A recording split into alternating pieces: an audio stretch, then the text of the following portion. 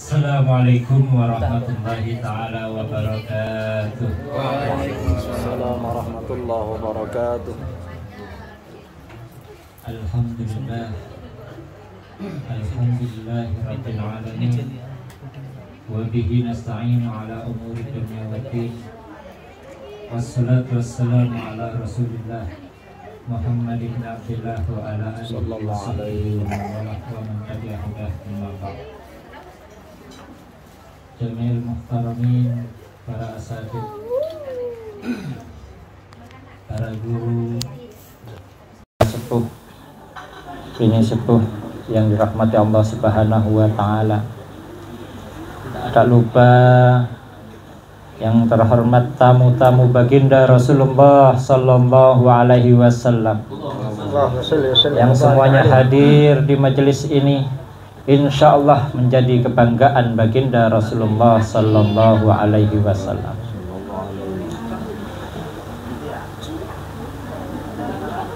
Kita tinggalkan waktu bersantai-santai, kita tinggalkan tidur-tiduran, kita langkahkan kaki kita menuju majelisnya baginda Rasulullah Sallallahu Alaihi untuk membahagiakan baginda Rasulullah Sallallahu Alaihi Wasallam. Kita datang ke tempat ini. Alhamdulillahirabbil alamin. Ini merupakan bukti bahwasannya kita bersyukur kehadirat Allah Subhanahu wa Ta'ala. Nikmat sehat kita, nikmat mata kita yang masih bisa memandang, nikmat telinga kita, nikmat lisan kita yang masih bisa mengucapkan La ilaha illallah Muhammadar Rasulullah, masih mengucapkan Allahumma sholli ala sayyidina Muhammad, masih mengucapkan Allah, Allah, Allah, Allah. Semua itu kita tasarrufkan, kita aturkan untuk sesuai dengan perintah Allah Subhanahu wa Ta'ala. Dan salah satu bentuknya adalah berzikir, mengingat Allah Subhanahu wa Ta'ala, bersalawat kepada baginda Rasulullah Sallallahu Alaihi Wasallam yang pada kali ini dirangkai dengan zikir jamaah, zikir yang disusun oleh orang soleh, zikir yang dianjurkan baginda Rasulullah Sallallahu Alaihi Wasallam, yang semua manfaatnya akan sangat terasa dalam kehidupan kita, baik dunia, insya Allah di akhirat. Amin ya rabbal alamin. Untuk itu, mari sama-sama kita terus bersyukur, kita menjaga keistiqomahan kita untuk tetap mendekatkan diri ke hadirat Allah Subhanahu wa Ta'ala. Salah satunya dengan menghadiri majelis zikir jamaah yang insya Allah sudah tidak diragukan lagi manfaat dan keberkahannya. Salawat serta salam mari kita haturkan kepada junjungan baginda Nabi besar Muhammad Sallallahu Alaihi Wasallam yang kita nantikan syafaatnya, yang kita nantikan pertolongannya di akhirat kelak. Maka seberapa banyak sholat kita, seberapa banyak puasa kita, seberapa besar sedekah kita, berapa kali haji kita, umrah kita, semua itu tidak ada harganya, tidak ada nilainya di mata Allah Subhanahu wa Ta'ala. Maka kita tidak punya bekal sedikit pun, kecuali bekal kita adalah menunggu syafaat dari baginda Rasulullah Sallallahu Alaihi. Kalau bukan Rasulullah yang menolong kita nanti di akhirat, siapa lagi? Apakah amal kita diterimakah amaliah kita? Tentu baginda Rasulullah Sallallahu Alaihi Wasallam yang kita nantikan syafaatnya. Mudah-mudahan hadirnya kita di sini dibanggakan oleh Rasulullah dan mendapatkan syafaat baginda Rasulullah Sallallahu Alaihi Wasallam untuk kita dan seluruh keluarga kita semuanya tanpa terkecuali. Amin amin ya rabbal alamin. Para jamaah majelis zikir jama'i yang dirahmati Allah Subhanahu wa taala. Hari yang cerah ini kita bersama-sama berkumpul melantunkan zikir-zikir kehadirat Allah Subhanahu wa taala, menanamkan nilai-nilai keimanan dalam hati kita, karena dirangkai dengan bersama-sama, namanya zikir jama'i dirangkai bersama-sama. Apa tujuannya? Karena setiap kita adalah manusia. Yang namanya manusia itu Pak, Bu, ada sifat basyariah, sifat manusiawi. Sifatnya itu kadang-kadang untuk beribadah, kadang kita semangat, kadang kita loyo semangatnya, kurang semangat dan lain sebagainya. Tapi jika dirangkai dengan jamaah, insya Allah akan menanamkan nilai-nilai semangat untuk terus beribadah kepada Allah Subhanahu wa taala. Untuk itulah di dalam Islam kita dianjurkan untuk sholat berjamaah 5 waktu. Tujuannya apa? Tujuannya kita lihat bagaimana Rasulullah Sallallahu Alaihi Wasallam ketika hijrah dari kota Mekah menuju kota Madinah. Kota Madinah dulu itu adalah kota yang mungkin gersang, mungkin aktivitas ekonominya dikuasai oleh orang Yahudi. Pasar-pasar Yahudi, pasar-pasar di Madinah dikuasai oleh orang Yahudi. Sedangkan pribuminya penduduk kota Madinah saat itu banyak yang terlilit hutang dengan rentenir Yahudi. Mereka semua gulung tikar. Akhirnya apa? Akhirnya Rasulullah Sallallahu Alaihi Wasallam berinisiatif bagaimana caranya biar bisa memulihkan ekonomi di kota Madinah. Akhirnya Rasulullah Sallallahu Alaihi Wasallam apa yang pertama kali dilakukan oleh baginda Rasul, yaitu mendirikan masjid pertama di dalam Islam yang kita kenal dengan Masjid Quba. Mudah-mudahan nanti kita bisa berziarah mengunjungi Masjid Quba tersebut. Masjid yang pertama kali didirikan oleh baginda Rasulullah Sallallahu Alaihi Wasallam. Setelah berbondong-bondong para masyarakat kaum Ansor dan kaum Muhajirin mendirikan Masjid Quba ini, Rasulullah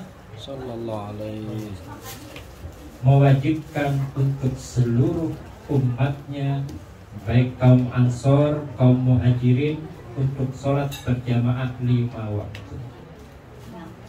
Dengan sholat berjamaah 5 waktu ini oleh Rasulullah Sallallahu Alaihi Wasallam secara tidak langsung menanamkan nilai-nilai mahabbah, tali silaturahmi kepada kaum Muhajirin dan kaum Ansor. Kalau kaum Muhajirin adalah orang-orang Islam yang hijrah, para sahabat Rasulullah Sallallahu Alaihi Wasallam hijrah dari kota Mekah menuju kota Madinah. Mereka tidak punya rumah di Madinah, tidak punya kerabat, tidak punya saudara. Mereka hanya menggantungkan satu, yaitu berharap ridhonya Allah melalui cintanya kepada baginda Rasulullah Sallallahu Alaihi Wasallam.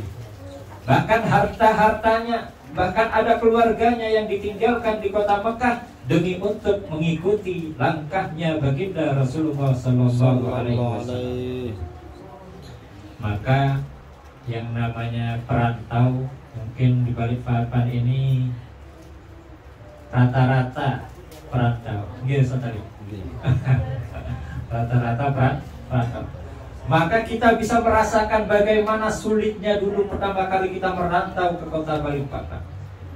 ini kota Balikpapan yang tempatnya sudah enak, sudah nyaman, orangnya insya Allah bagus-bagus. Namun kaum muhajirin dulu hijrah bersama Rasulullah SAW nggak bisa bawa bekal banyak, nggak bisa bawa bekal harta-hartanya dibawa, karena zaman dulu aset-aset itu berupa tanah, kebun kurma, unta, dan lain sebagainya, tidak bisa dibawa untuk hijrah, maka ditinggalkan oleh orang-orang kaum muhajirin. Secara kasarnya mungkin hampir kaum muhajirin ini bisa dikatakan hampir lontang-lantung di kota Madinah. Tidak ada yang diharapkan kecuali mahabbahnya kepada Rasulullah SAW. Melihat fenomena seperti itu, di satu sisi kaum muhajirin butuh bantuan karena tidak punya bekal. Di satu sisi kaum Ansor ekonominya dikuasai oleh orang-orang Yahudi.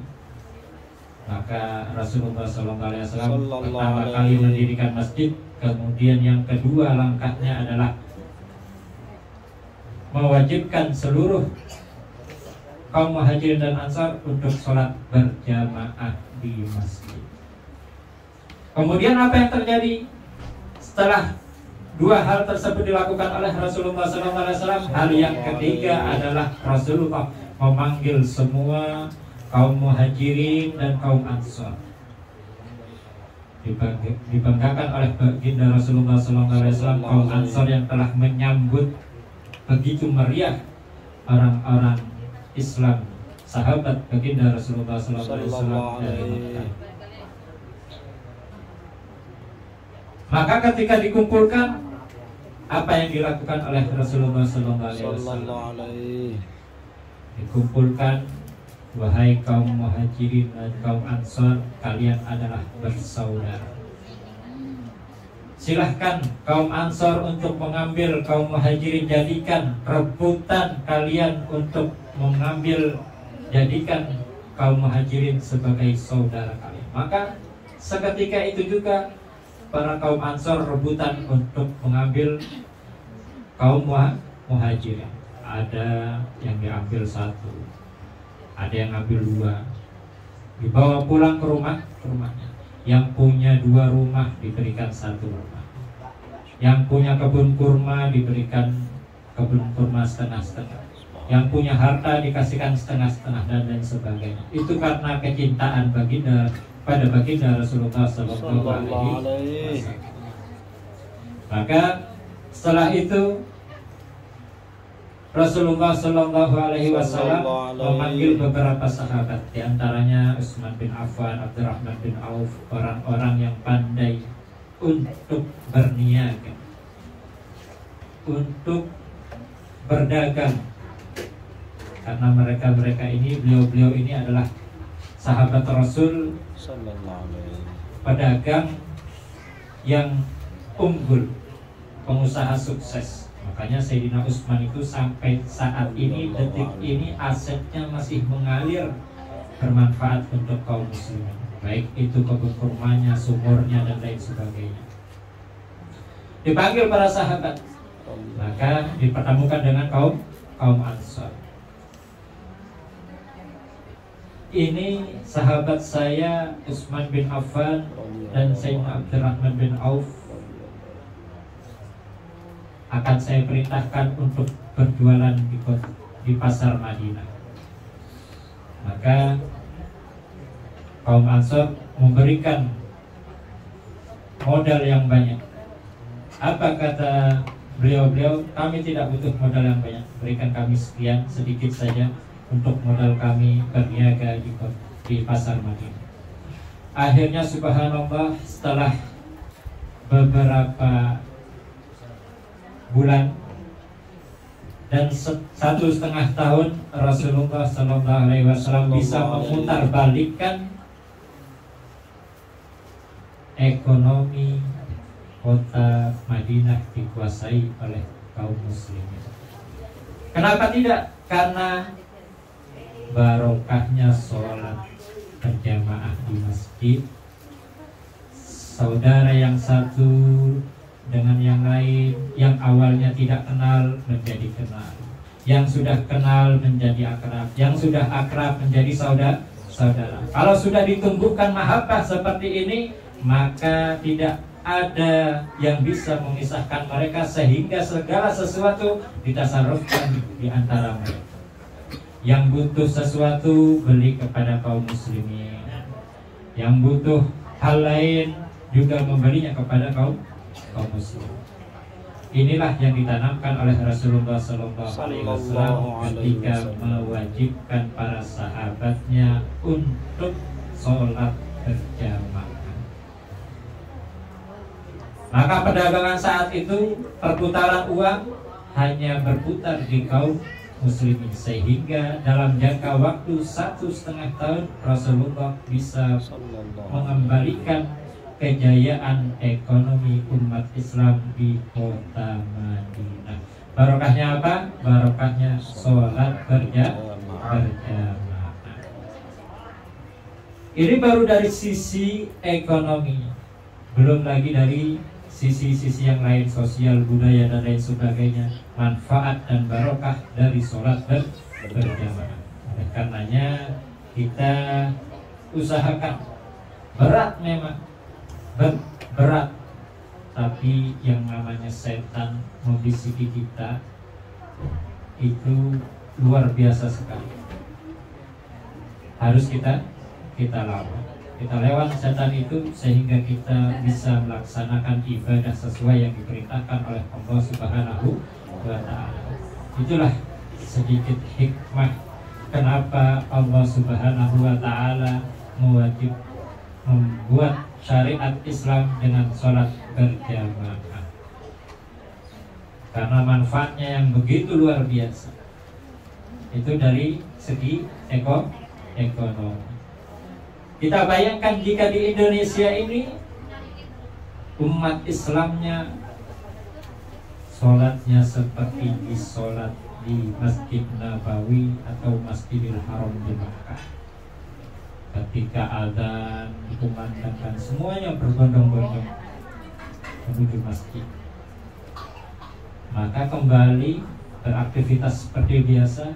Mereka akan bertasarruf, bermuamalah ekonomi dengan umat Islam, sehingga akan membangkitkan kembali ekonomi umat Islam di Indonesia. Itulah salah satu. Mulai dari mana? Mulai dari pribadi kita, diri kita, dan keluarga kita masing-masing.